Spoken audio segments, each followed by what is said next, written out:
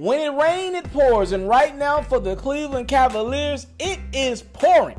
As we're less than 4 days away from the NBA trade deadline, the Cleveland Cavaliers suffered another heartbreaking loss on Saturday night at the hands of the Houston Rockets, 120-88. And I'm going to be honest with you, the game was not that close, and it could have been a 40 or 50 point grubbing if James Harden, the MVP candidate himself, had a good game.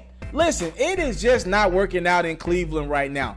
Guys like Jay Crowder, guys like Dwayne Wade, new people on the Cleveland Cavaliers team, they're just not giving it. They ran out of energy. Dwayne Wade's knees are shot right now. He can't give it night to night.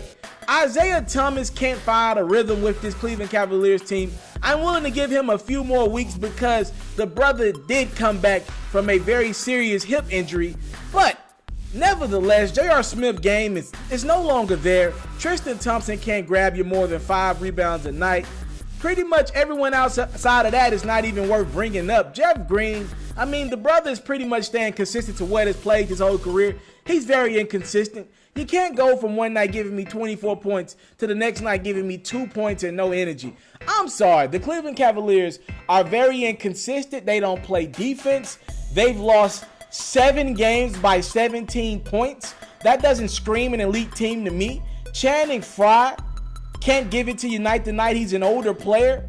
Iman Shumpert has given the Cavs nothing this year. Derrick Rose doesn't even know if he wants to play the game of basketball consistently. This Cavs team has nowhere to look. And the biggest factor of them all is their superhero is not being pretty superhero right now. LeBron James has been a really, really good player, but we're used to LeBron James being a great player, and I don't think anyone on that team knows how to react. LeBron has bailed the Cavs out of so many bad situations. When this Cavs team didn't deserve to win games, LeBron was always great, and his greatness willed the Cavs to wins, maybe wins in the playoffs. And you don't even have a guy like Kyrie Irving when LeBron James is just really good right now to pick up his slack. So LeBron's like, yo, I've been playing this game for 15 seasons, most of it in Cleveland, 11 of those seasons in Cleveland. I'm going through a bad stretch. Don't I get a couple bad stretches in my career? I got to be great every night for the rest of my career? I'm in year 15. Can I get some help right now? And this Cleveland Cavalier team has not given him any help. As a matter of fact, one of the Houston Rockets players, a close friend to LeBron James, Chris Paul, he wanted Cleveland to realize what you got. While everyone's complaining in Cleveland, talking about LeBron, where's the effort? What are you doing out there? Media's complaining about LeBron. Chris Paul just kind of let everyone know you might want to take a step backwards. He said, you've got LeBron James over there in that locker room. You know what I mean? What else does that man need to do? Don't take it for granted. Don't take it for granted. You know what? I think that message was a message to me. It was a message to the fans, the media, the Cleveland Cavaliers organization. It's a message to everyone. Don't take what we're seeing from LeBron James for granted. We probably won't ever see it again. Will there be great players that comes along down the line? Yes, the game will continue to evolve. Maybe there's someone greater than LeBron James that comes somewhere down the line. But will he have the impact off the court like LeBron James does? Will he be able to get a team to the NBA Finals for 7-8 times? Will he be able to do that? Will he be the guy that mentally is able to put up with some of the things that we in our wildest of dreams couldn't think of putting up with? And am I giving LeBron an out?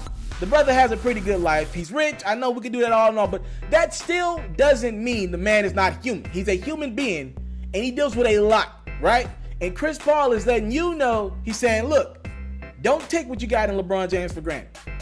He's not playing the best basketball right now, but he's played his best basketball every night for the bulk of 15 years. Have you?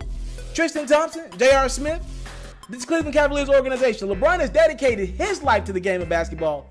Have you? Fans all around the world. LeBron has dedicated his life to his career. He's good if he doesn't work another day in his life. Have you? Don't take what you're seeing for granted.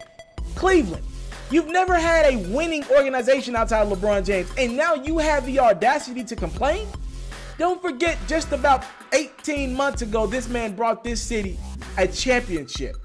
One you hadn't seen in ages. Don't forget that. LeBron has done for Cleveland what millions and billions of dollars couldn't do for Cleveland.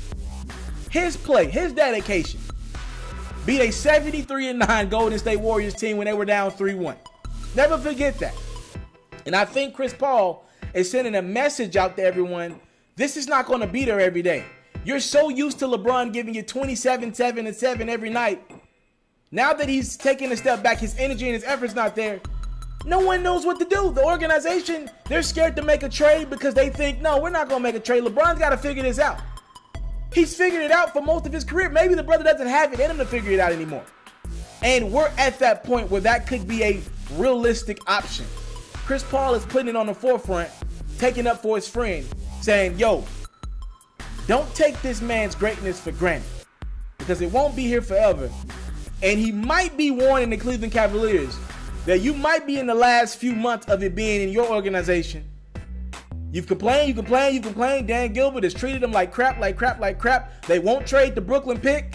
And that might be your opportunity to keep this guy in your organization. You won't do that. This man is going to have every team in the NBA interested in him this summer. And he might think about what's going on in February. The lack of love, in the month of love, that he's not getting right now. You know he wants to trade. You know he wants to bring in some piece. Kevin Love's not around right now. And this team is refusing to trade that Brooklyn pick. That's probably going to be a top 10 pick, maybe even top 5, depending on where Brooklyn finishes in the standings. You won't trade the pick, and that might cost you the most popular player to play in the NBA in the last 15 years. The biggest brand the NBA has ever seen. Okay, Cleveland. Just like Chris Paul, I'm going to end with this. Don't take it for granted. Don't take it for granted.